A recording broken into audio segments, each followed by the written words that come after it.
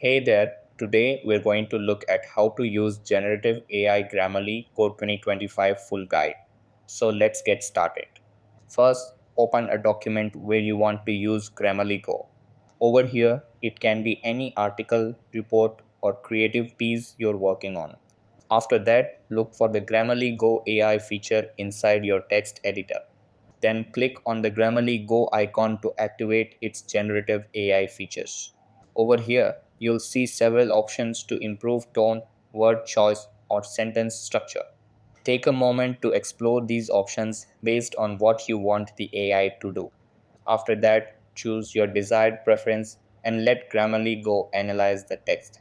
Then it will provide suggestions to improve your writing. Over here, you'll get enhancements beyond basic spelling and grammar.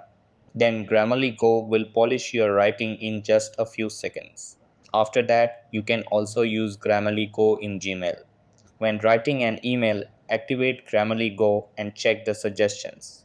Then apply the suggestions to make your message clearer and more professional. And that wraps it up. Appreciate you watching. See you in the next